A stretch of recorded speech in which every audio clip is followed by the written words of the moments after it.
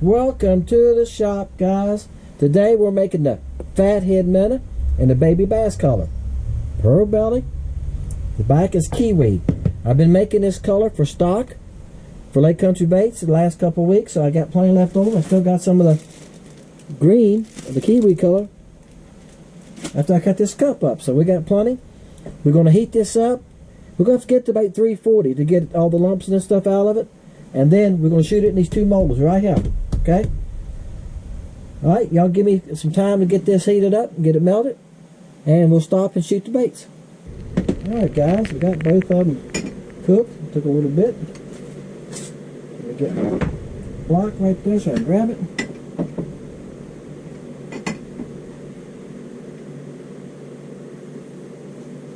Alright, we want the fatheads right here.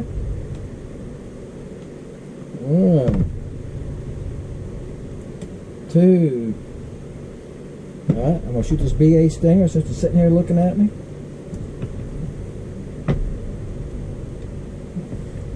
I got enough.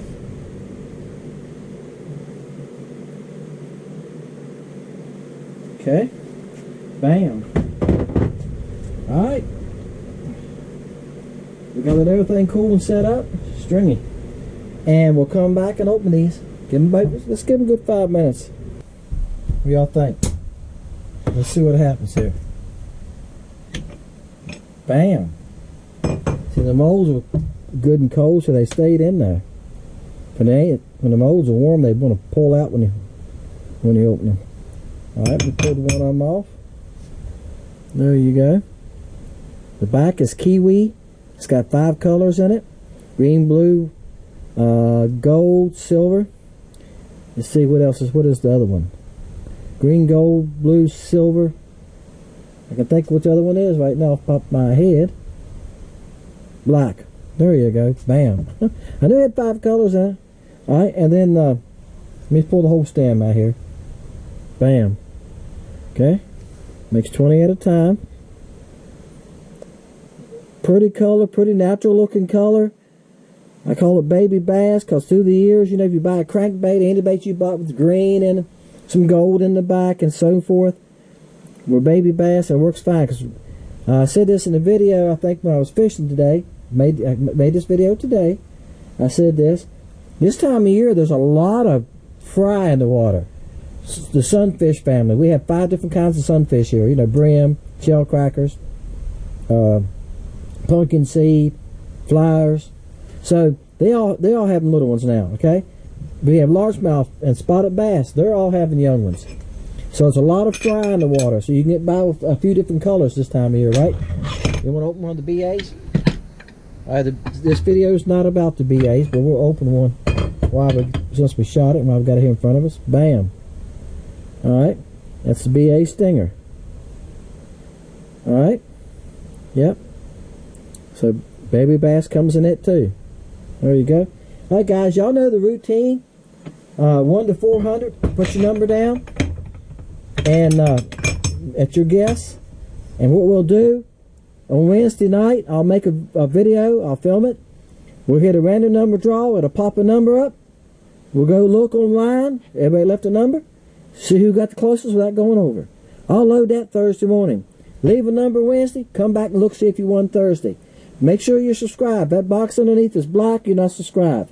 You can get unsubscribed, and you need to subscribe back, guys. And it's happened. Many of y'all guys have said, you know what, I went to leave a number this week, and I've been unsubscribed. I know I was a subscriber. I've done it a couple times. It happens. Make sure you subscribe because my numbers go down. I went down 2 numbers today. I looked. So I know it happens. So make sure that you're subscribed. Leave your number. Come back Thursday. See if you won. Wednesdays are fun videos, just fishing. And Fridays, if I have extra ones, I throw one in on Fridays. As long as the fishing's good and the weather's good so I can get out there, I usually have something for Friday, don't I? Appreciate y'all guys. Hope you enjoy the catching after this. I was on Kerr Lake. Okay, had been up here for a while, so I thought I'd ride up there. Fishing brush piles. Kerr Lakes has a lot of brush piles.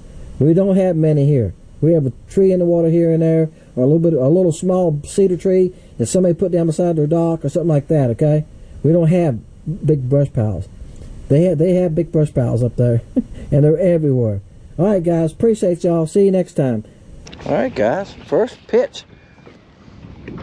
You ever catch one the first cast, you feel like you maybe ought to just go home? It's very windy today. It's cool. It was 53 degrees this morning, guys. This is the last day of May. Yeah. So, my technique here with the long pole now.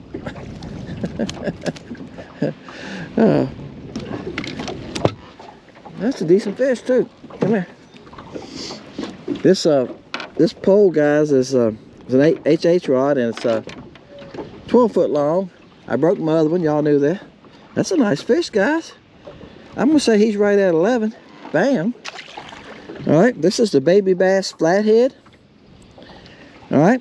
I thought it was, since it was so windy, and I'm on Kerr Lake. Yeah, I thought I'd ride up here today. I had a chance. This is Friday, and I had a chance, and I've been working, guys. I've been working a lot the month of May. I got that house done. Y'all heard me mention. Somebody watch me all the time. Heard me mention. I've been working on the house. I got it in the garage. I got it done last week. First of the week, excuse me. I got it done Tuesday because Memorial Day was Monday. I got it done Tuesday. Finished it, and so I've been in the bait shop making baits, and I done a little job yesterday. Painted a couple of porch posts for a woman on the front porch. I've done a lot of work for her. They're older folks. I went by painted that. So then I came home and worked in the bait shop again, and I thought, hey, I'm gonna take off Friday and fish. All right. Next week I'm gonna power wash all week. Yep. I've got 8 houses and these 2 houses both have boat houses. I've got 3 boat houses to wash I know of, and 8 houses. So, bam. Yeah, I gotta get those done in the month of June, and then I'm gonna slow down. July, I think I've got one little job I'm gonna do. I mean, a little job, like 2 days. And August, I have nothing. I haven't scheduled nothing for August. Yeah, I'm trying not to work all the time, guys. Right now, the 1/16 is working. This fish, as the bait was sinking, when I got right at the brush pile, he just rose up and grabbed it. He's like, no, no, no, no. I'll take care of that one. Hey, Sam, I'm doing better with it. Guys, I'm not good with the long rod, and Sam and I was talking about that, and he said, here's what you do. Leave everything else at home and use it. And you know what? He's exactly right. He said that, and I'm gonna tell you something. I use left-handed bait casters, and I'm right-handed. All right?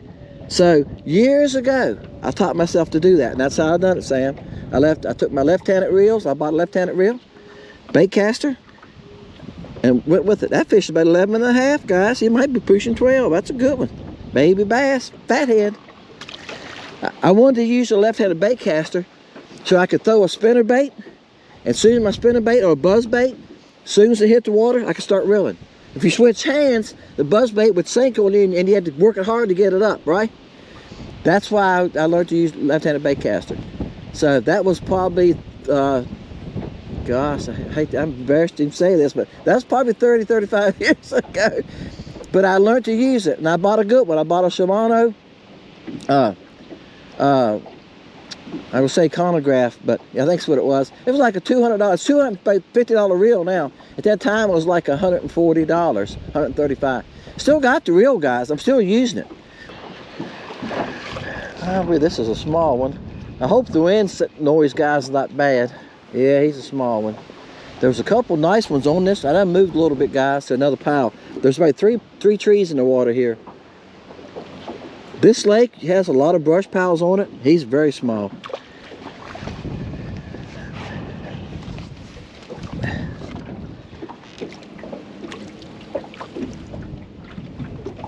Bam. I rode him in too far. I told y'all I'm still learning with this rod. I rode that one in too far. And that's because I got a reason for it. Wind was blowing hard, sun's in my eyes. No, I just reeled him in too far, and I realized that once I went to pick him up out of the water, and I was afraid to give him slack line, so because I done lost. Here goes my reason now, ready? I done lost 2 fish, guys, in a row. They bit me. I set the hook, started them to the boat, and when I got him close to the boat, they got off. So that one he bit, I set the hook hard and reeled him on in. He's about 10 and a half. Still on the fathead. After you lose a couple, you get a little, like I said, gun shy. You get where you don't want to play around with them, and you get them on in, don't you? Now I moved to another brush pile. I fished another brush pile a while ago, and never caught nothing off of it. They wouldn't pay attention. I think it's the weather. Maybe I'm wrong, but I've never fished this brush pile before. So guys, I'm just looking for brush piles. I will show you. Let me drop my scope here a little bit.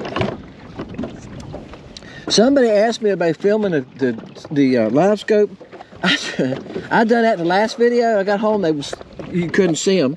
You can only see them sometimes. All right, see the brush? Look how tight they are. They're down in it.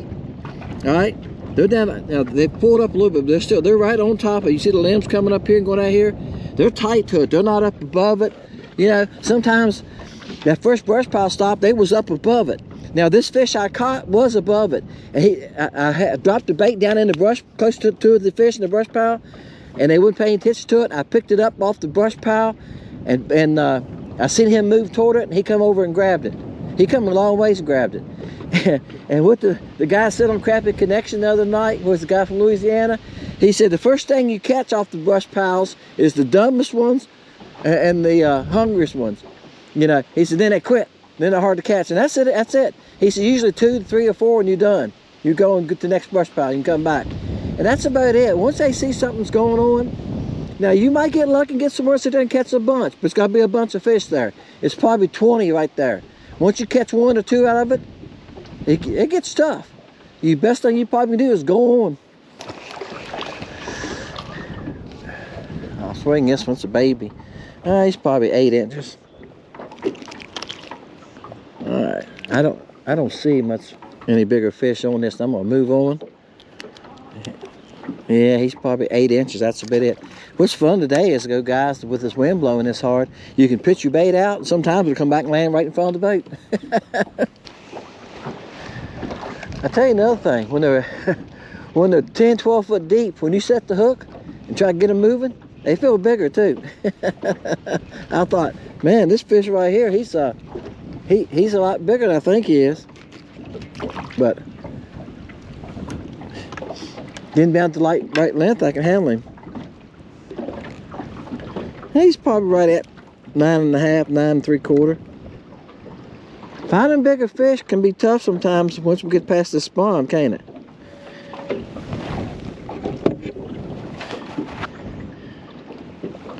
That's about all he is. All right.